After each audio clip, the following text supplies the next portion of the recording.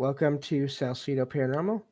I'm your host, James Salsido, and tonight I'm continuing my read through and review of The Book of the Damned by Charles Fort. As always, you can find all episodes, links to social media, ways to listen, and ways to support the show, including Patreon, all the shows there, as well as the merchandise store at the website, which is salsidoparanormal.com. Support is never expected, but always appreciated, as there are expenses in making these shows. Please check out all the links in every episode description for friends of the show. That would be Jen, the Arcane Observer, with her own channel, and also the co-host of this show. And then also Michael Strange and the Trouble Minds Radio show and the network, Trouble Minds Radio Network, KUAP, Digital Broadcasting, where you can hear all kinds of amazing shows 24/7, as well as my own. So, please check out all the links and go over there and listen. And if you don't want to have to deal with changing podcasts and picking episodes and things like that, that's a good way to just have things to listen to as long as you want. So we are continuing with this read through here and review. And as I'm trying to remember to say from now on, the views that I maybe I can't talk. This is a read through of the work of Charles Fort, and so everything that I'm reading here is his thoughts and views on things, and may not be the same as ours. So, also, I will most likely mispronounce most names and places that are not in English. So, just always like to get that out there right away. And so let's get back to the material here. And let me find where I was at. And because I lost it. Okay. So I think we're right here. It says, or that it had not fallen, that it had been upon the ground in the first place. This is the Kentucky Wonder.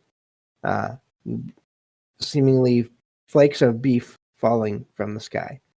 Anyway. And had swollen in rain and attracting attention by greatly increased volume, had been supposed by unscientific observers to have fallen in the rain. What rain? I don't know. And again, he's pointing out there was no precipitation with this when it came down. So that's sort of a flaw in that description or logic of how that could happen. Also, it is spoken of as, quotation marks, dried, and quotation marks, several times. That's one of the most important of the details, as I just described there.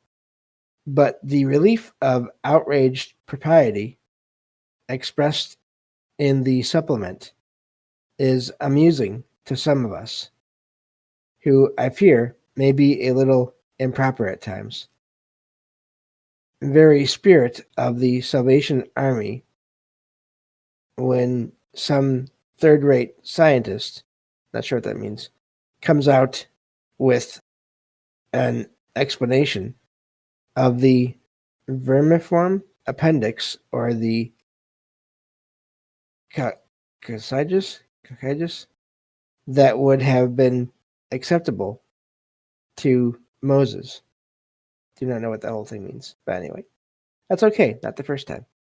To give completeness to the proper, in quotation marks here, the proper explanation, in quotation marks, it is said that Mr. Brandeis had identified the substance as flesh-colored nostoc.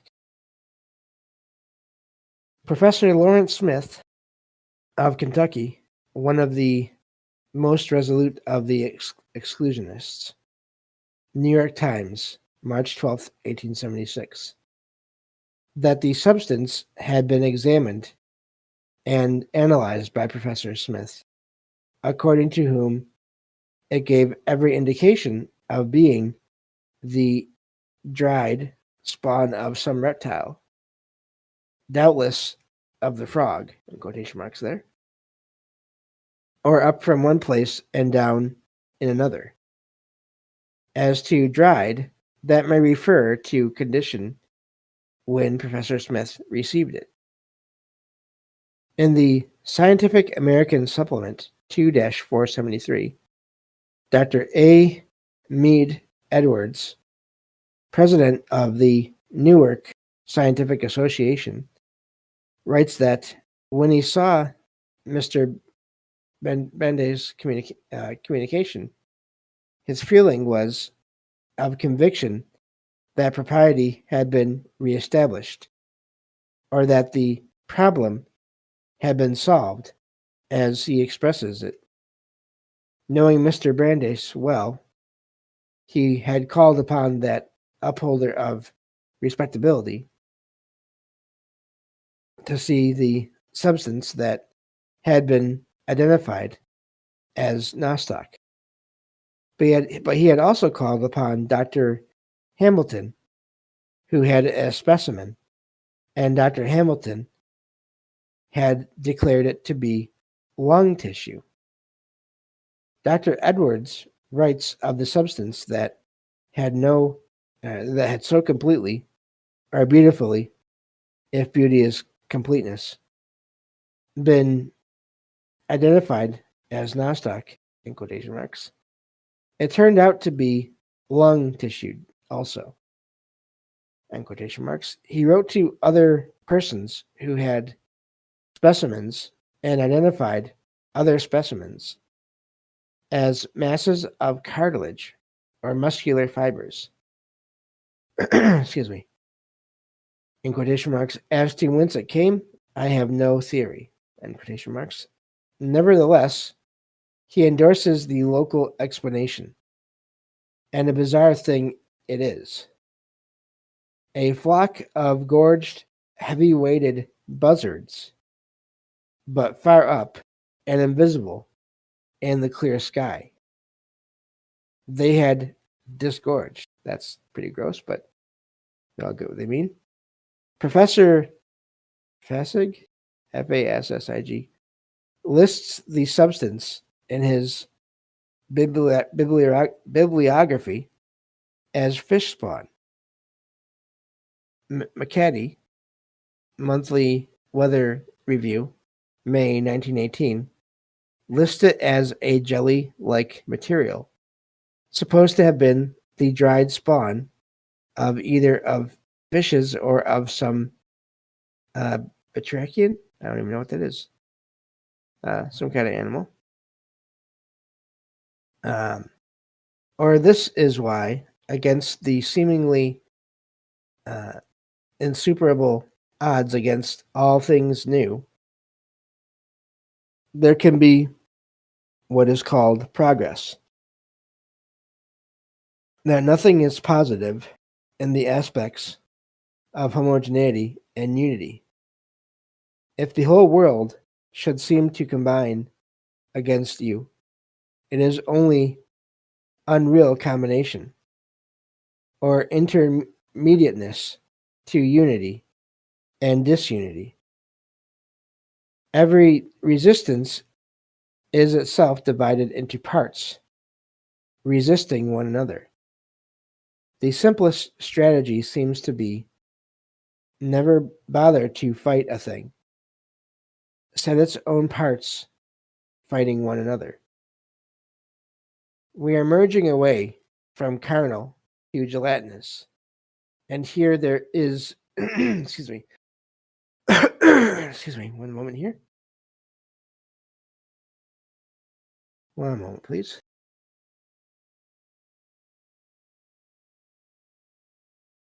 Okay, sorry about that. So we are merging away from carnal gelatinous substance, and here there is an abundance of instances or reports of instances. Sorry about that. These data are so improper, they're obscene to the science of today. But we shall see that science, before it became so rigorous, was not so prudish. Chladni, not sure, was not, and Greg was not.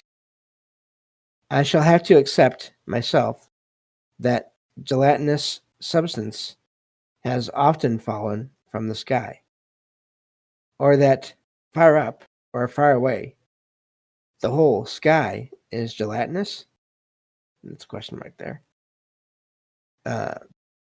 That meteors tear through and detach fragments. This is fascinating, by the way. If for anyone who has heard of the idea of the things beyond Earth, beyond the atmosphere, there being this kind of barrier, or the idea that space is not quite empty; it's full of things, and that it's not exactly emptiness; it's just other material, possibly water. I've heard that before, or it acts like water. So this is very fascinating if you think about those theories that have come up over the years. Anyway, that fragments are brought down by storms, that the twinkling of stars is penetration of light through something that quivers. I think myself that it would be absurd to say that the whole sky is gelatinous. It seems more acceptable that only certain areas are. Humboldt Cosmos 1-119 says that all our data in this respect must be, in quotation mark, classed amongst the mythical fables of mythology, in quotation marks. He is very sure, but just a little redundant. I do like that sentence there. Anyway, we shall be opposed by the standard resistances. They're in the first place, up from one place in a whirlwind and down in another. We shall not bother to be very convincing one way or another because of the overshadowing of the datum with which we shall end up. It will mean that something had been in a stationary position for several days over a small part of a small town in England. This is the revolutionary thing that we have alluded to before. Whether the substance were nostoc or spawn or some kind of a larval nexus doesn't matter so much. If it stood in the sky for several days, we rank with Moses as a chronicler of improprieties. Oh, I think I'm starting to get what he means now. Or was that story, or datum, we mean, told by Moses? Then we shall have so many records of gelatinous substance said to have fallen with meteorites that between the two phenomena, some of us will have to accept connection, or that there are at least vast gelatinous areas aloft, and that meteorites tear through, carrying down some of the substance. Comtus Rendus 3-554. That in 1836, M. Vallot, or Vallot, I'm not sure, member of the French Academy, placed before the Academy some fragments of a gelatinous substance said to have fallen from the sky, and asked that they be analyzed. There is no further allusion to the subject. That's fascinating in a way because that sounds similar to what today we might call a cover-up of any kind of analysis that was done on those materials. Same publication, 23-542, that in Wilna, Lithuania, April 4th, 1846, in a rainstorm, fell nut-sized masses of a substance that is described as both resinous and gelatinous. It was odorless until burned. Then it spread a very pronounced sweetish odor. It is described as like gelatin, but much firmer. But having been in water 24 hours, it swelled out and looked altogether gelatinous. It was grayish. We are told that in 1841 and 1846, a similar substance had fallen in Asia Minor. In Notes and Queries 8-6-190, it is said that early in August 1894, thousands of jellyfish, about the size of a shilling, that's a coin, I believe, had fallen at Bath, England. I think it is not acceptable that they were jellyfish, but it does look as if this time frog spawn did fall from the sky and may have been translated by a whirlwind, because at the same time, small frogs fell at Wigan, W-I-G-N, England. Nature 87-10, that June 24th, 1911, at Eton, Bucks, England, the ground was found covered with masses of jelly, the size of peas, P-E-A-S, after a heavy rainfall. We are not told of nostoc this time. This time it is said that the object contained numerous eggs of, in quotation marks, some species of Chironomus. It's Chironomus, Chironomus, from which larvae soon emerged, in quotation marks. I incline, then, to think that the objects that fell at Bath were neither jellyfish nor masses of frog spawn, but something of a larval kind. This is what had occurred at Bath, England, 23 years before. London Times, April 24th, 1871.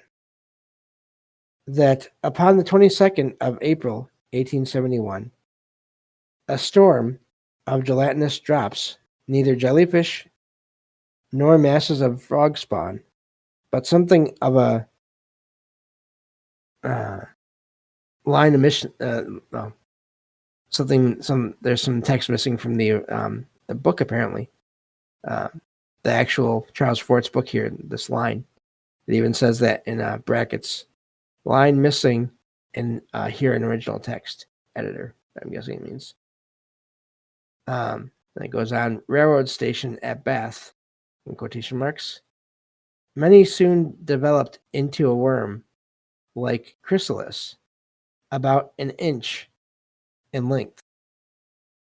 The account of this occurrence in the Zoologist 2-6-2686. Wow. That's the number of issues. That's amazing. Is more like the Eton datum of minute forms said to have been infusoria. Wow, that's quite the word. Not forms about an inch in length. And then this next publication here, something of London, Society of London. I'm not sure about the first two words. I wish they wouldn't abbreviate. He wouldn't have abbreviated all these names for these places, in a way. 1871. That the phenomenon has been investigated by the Reverend L. Jennings of Bath. His description is of minute worms in filmy envelopes. He tries to account for their segregation. The mystery of it is what could have brought so many of them together. Many other falls we shall have record of, and in most of them, segregation is the great mystery. A whirlwind seems anything but a segregative force. Segregation of things that have fallen from the sky has been avoided as most deep died of the damned. Mr. Jennings conceives of a large pool in which were many of these spherical masses of the pool drying up and concentrating all in a small area of a whirlwind, then scooping all up together. But several days later, more of these objects fell in the same place.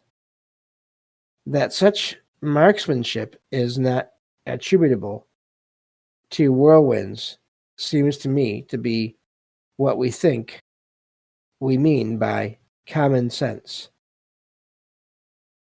It may not look like common sense to say that these things had been stationary over the town of Bath for several days. The 7 black rains of Slains, the 4 red rains of Siena. An interesting sidelight on the mechanics of orthodoxy is that Mr. Jennings dutifully records the second fall, but ignores it in his explanation. R.P. Gregg, one of the most notable of catalogers of meteoritic phenomena, records Philosophical Magazine 4-8-463 falls of viscid substance in the years 1652, 1686, 1718, 1796, 1811, 1819, 1844.